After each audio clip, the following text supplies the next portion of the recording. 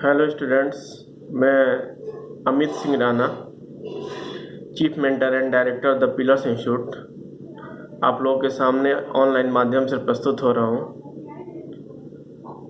Lockdown के वजह से ऑफलाइन क्लास लेना संभव नहीं है, जिसके चलते मैं आप लोगों के सामने ऑनलाइन प्रस्तुत हूँ और आज से ऑनलाइन कक्षाएं संचालित की जाएंगी। तो मैं प्रतिदिन आप लोगों के समक्ष ऑनलाइन माध्यम से पढ़ाने की पूरी कोशिश करूंगा। जिस तरह से क्लास में आप लोगों को पढ़ाया जाता है, ठीक उसी प्रकार ऑनलाइन माध्यम से आप लोगों का सिलेबस को कंप्लीट कराया जाएगा, जिसमें जनरल स्टडी की जो सबसे प्रथम शुरू किया जाएगा। तो आज से हम लोग सिविल सर्विसेज का जनरल स्टडी का पाठ्यक्रम को शुरू करते हैं, जिसमें हम लोग इतिहास विषय को पढ़ेंगे। इतिहास में हम लोग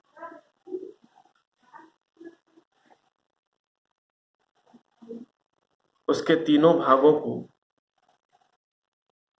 प्राचीन इतिहास, मध्यकालीन इतिहास और आधुनिक भारत को क्रमशः पढ़ेंगे। प्राचीन इतिहास में हम लोग प्राक ऐतिहासिक भारत से शुरू करते हैं। प्राक ऐतिहासिक भारत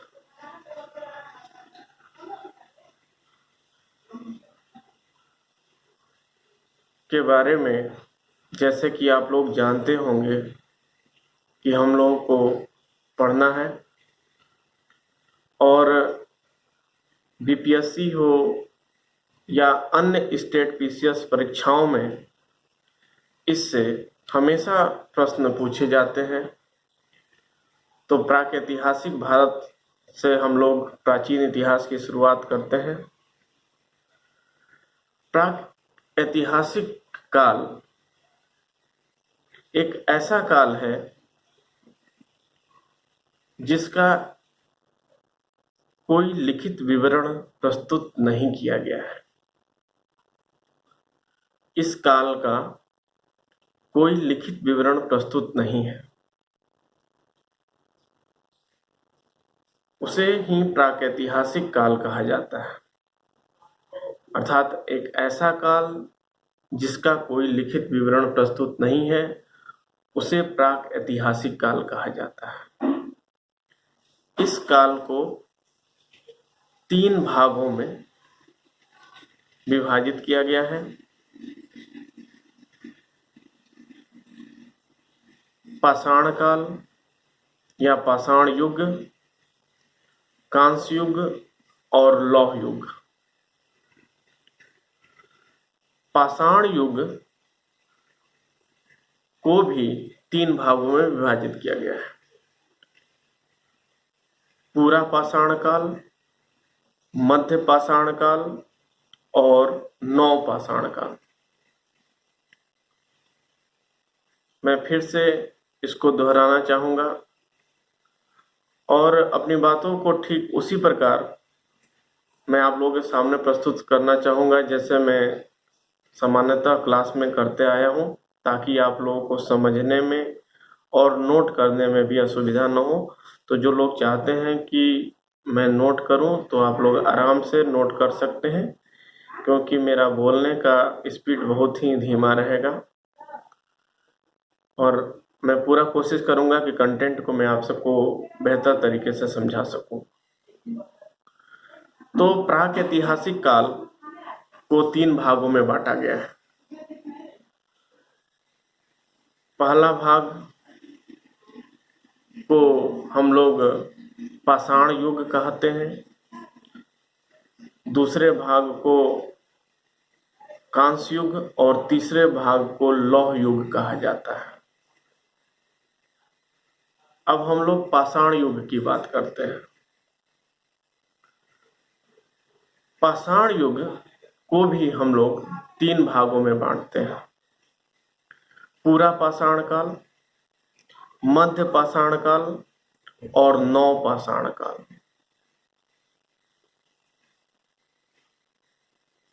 पूरा पाषाण काल से हम लोग शुरू करते हैं। पूरा पाषाण काल की विशेषता यह रही है कि उस समय लोगों के आजीविका का जो साधन था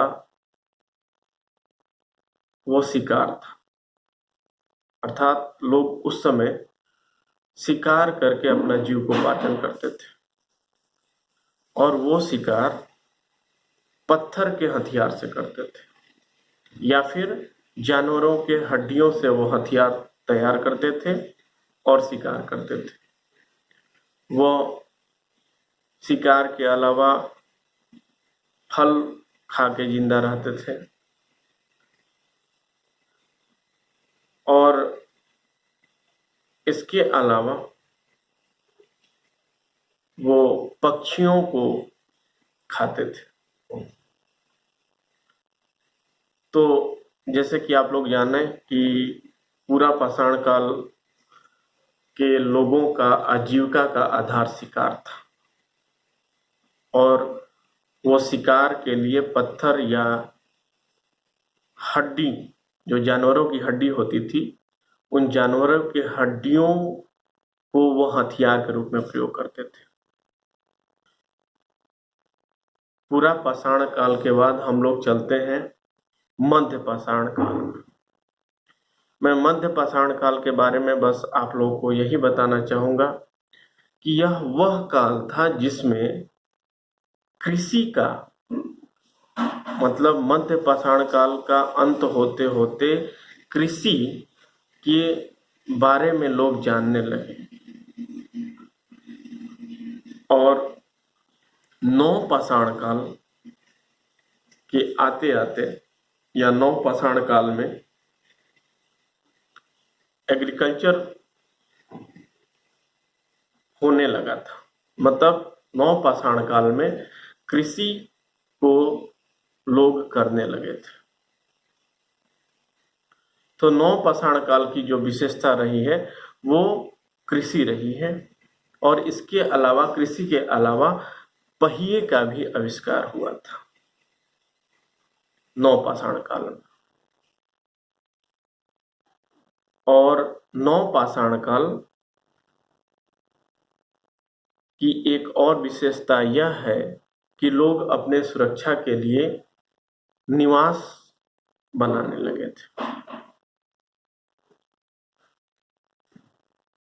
इसके अलावा नव पाषाण काल में तरासे हुए हथियारों का प्रयोग किया जाता था।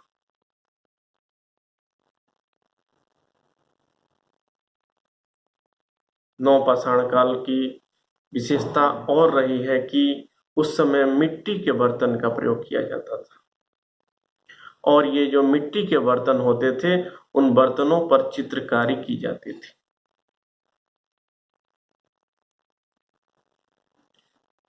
तो ये सब नव पाषाण काल की विशेषताएं हैं कि पहिए का आविष्कार हुआ, कृषि कार्य करना लोग शुरू किए, तरासे हुए हथियारों का प्रयोग करते थे, बर्तनों का प्रयोग करते थे, बर्तनों पर चित्रकारी देखने को मिली है और उसके अलावा